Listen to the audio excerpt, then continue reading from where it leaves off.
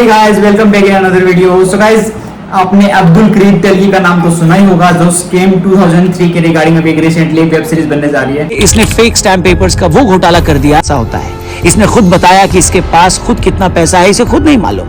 ये बोरे में भरकर अपना पैसा रखता था। आपने उससे पहले हर्षद मेहता के बारे में सुना होगा, स्कैम 92। ओके, वो स्टोरी बहुत ज्यादा फेमस हुई। अब इस स्टोरी के बारे में बात करते हैं। ये वीडियो मैंने लिया स्क्रीन वाला से, ओके, जो बहुत एक अमेजिंग चैनल है। इसके ओरिजिनल वीडियो का लिंक डिस्क्रिप्शन में दिया गया है, वहां पे जाके आप चैनल को, वीडियो को सब्सक्राइब कर सकते हो और देख सकते हो। सो गाइस, अभी बात करते हैं इस वीडियो के बारे में। सो इस वीडियो को आप पूरा स्टार्टिंग से लेकर लास्ट तक ध्यान से सुनना, हर एक पॉइंट को, तो आपको इस स्टोरी के रिगार्डिंग के ऊपर पता लगेगा। इस स्टोरी ने पूरे सिस्टम को हिला दिया। ध्यान से सुनना अभी। There. By whom? By this report from the state, from the SIT, that somebody may kill. एक कहानी सुनिए आप, हिंदुस्तान के सबसे बड़े स्कैम की कहानी, जिसने रेलवे स्टेशन पर फलों का ठेला लगाने वाले को करोड़ों का मालिक बना दिया। कहा जाता है कि इस आदमी ने एक डांस बार में एक बार डांसर पे 90 लाख रुपए उड़ा दिए।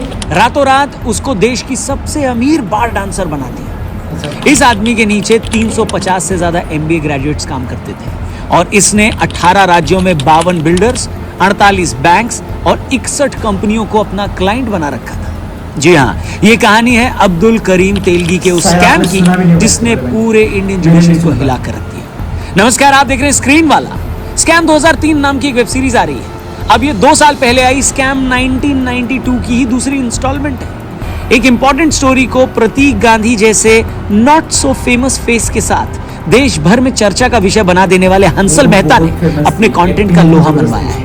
ये कहानी में इतना घुस जाते हैं कि एकदम चीर फाड़ कर देते हैं। स्कैम अब एक ऐसी फ्रेंचाइजी बन चुका है जो इंडियन OTT के टॉप फ्रेंचाइजीज में एक है। इसने सोनी लिव के व्यूअरशिप बढ़ा दिए, हर्षद मेहता की कहानी को घर घर तक पहुंचा दिया और अब इन्होंने उठाया है अब्दुल करीम जी ने, मतलब उनकी स्टोरी के इस आदमी ने देश में एक ऐसा यूनिक तरह का स्कैम किया जिससे देश को 30,000 करोड़ से भी ज्यादा का नुकसान हुआ। ऊपर जो आपने वीडियो देखी, ये वही अब्दुल करीम है जिसकी गिरफ्तारी ने कई सारे पॉलिटिशियंस की पोल खोल कर रखी। ये आदमी इतना कॉन्फिडेंट था कि अपनी गिरफ्तारी के टाइम भी इसने कहा था कि मेरी तरह और भी लोग आते रहेंगे। अभी भी हो रहा है, आगे भी होगा।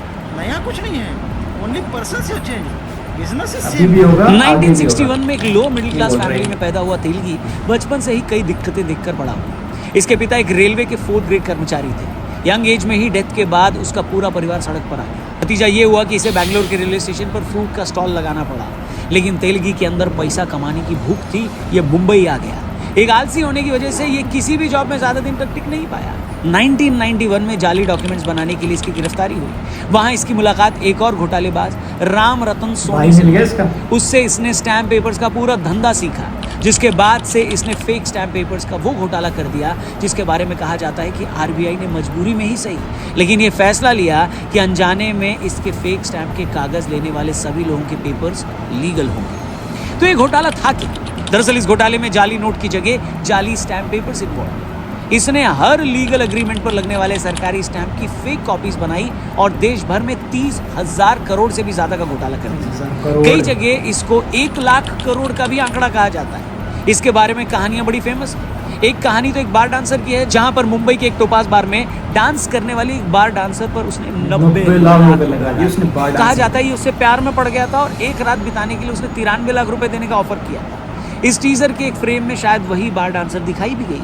उसकी इसी अय्याश मिजाजी की वजह से उसे एड्स भी हुआ, जो उसकी मेडिकल रिपोर्ट में सामने आया। इस स्कैम के खुलासे में पता चला कि सबसे पहले इसने इंडियन गवर्नमेंट ऑफिशियल से घूस के जरिए स्टैम्प पेपर्स के लाइसेंस हासिल किए। इंडियन सिक्योरिटी प्रिंटिंग प्रेस में अपनी जान पहचान बनाई। वहां उसे पता चला कि ये प्रेस अपने कुछ खराब हो चुकी मशीन्स का ऑक्शन करती है। वहां से उन्हें कबाड़ में बेचकर कुछ पैसे बनाए जाते हैं। नासिक में हुए एक ऐसी ऑक्शन में इस आदमी ने अपनी पकड़ का इस्तेमाल किया, कुछ ऑफिशियल्स को पैसे खिलाए, ऑफिशियल स्टैम्प डाइज हटवाए बिना 1 दर्जन से ज्यादा मशीन, यहाँ तक कि इंक भी इस्तेमाल। देश भर में कई सारे फेक स्टैम्प्स के अग्रीमेंट किए, क्योंकि वो देखने में एकदम असली लगते थे तो पकड़ में ही नहीं आते थे। ऐसा करते हुए इसने पूरे भ्रष्ट तंत्र का फायदा उठाया। कहा जाता है कि ये पुलिस के कई अधिकारियों को भी पैसे पहुंचाता था। अब सब कुछ सही जा रहा था, लेकिन फिर बेंगलोर में फेक स्टैम्प्स का एक ट्रक पकड़ा जाता है। वहां से अब्दुल करीम तेलगी की पोल खुलती है और ये फरार सिस्टम था। जांच SIT को दी जाती है। अजमेर शरीफ दरगाह के पास ही गिरफ्तार होता है। इसी बीच इस केस में इन्वॉल्व एक अधिकारी की संदिग्ध हालात में मौत हो जाती है। जांच सीबीआई को दी जाती है, जहां इसके 120 बैंक अकाउंट्स का खुलासा होता है। इसने खुद बताया कि इसके पास खुद कितना पैसा है इसे खुद नहीं मालूम, ये बोरे में भरकर अपना पैसा रखता था। सीबीआई ने जब इसका पॉलीग्राफी टेस्ट करवाया तब इसने कई नेताओं, बॉलीवुड एक्टर्स और ब्यूरोक्रेसी के लोगों का नाम उगला। 2006 में फाइनली इसको जेल होती है और 2017 में ये मल्टीपल ऑर्गन फेलियर्स की वजह से जेल में ही मर जाता है। कोर्ट में इसका वकील कहता है कि उसके क्लाइंट की मौत नेचुरल नहीं है। सवाल ये उठता है कि क्या तेलगी और भी लोगों के नाम लेने वाला था? इस स्कैम का ग्राफ इतना भयंकर था कि 10 साल में इस आदमी ने इतने स्टैम्प पेपर्स दिए थे जिसकी गिनती करना असंभव था। कई सारे एग्रीमेंट्स नल एंड वॉइड हो जाते और पूरा जुडिशियल सिस्टम हिल जाता। अब ये पूरी कहानी को स्कैम 2003 नाम की इसी वेब सीरीज में जो आने वाली है अभी। देखना बस ये फर्स्ट सीजन जितना एंगेजिंग होगा, क्योंकि इसे भी हंसल मेहता ही बना रहे हैं। वैसे इसके टीजर में ज़्यादा कुछ बताया नहीं गया है, बस एक डायलॉग है कि पैसे कमाए नहीं बनाए जाते हैं। बीजीएम भी वही पुराना वाला है, लेकिन क्योंकि स्कैम जैसी फ्रेंचाइजीज में इन्वॉल्व है तो स्टोरी की डेप्थ को जरूर नापा गया होगा। ऐसे में इसके ट्रेलर का इंतजार किया जा रहा है ये जानने के लिए कि कितनी गहराई तक इस केस में जाया जाएगा। अब्दुल करीम तेलगी का रोल गगन देवरियार निभा रहे हैं। क्या प्रतीक गांधी की तरह ये भी उतने फेमस होंगे? खैर वो तो आगे पता चलेगा, लेकिन ये टीजर आपको कैसा लगा, या फिर आपने तेलगी की कहानी पहले सुन रखी है या फिर हमसे ही सुन, कमेंट करके जरूर बताइएगा। Thank you for watching this. So guys जल्दी इस चैनल को सब्सक्राइब कीजिए। वीडियो कैसी लगी आपको जरूर बताना। सो मिलते हैं नेक्स्ट वीडियो के अंदर, तब तक इस चैनल को लाइक करो, कमेंट करो और सब्सक्राइब करना मत भूलना। Bye bye.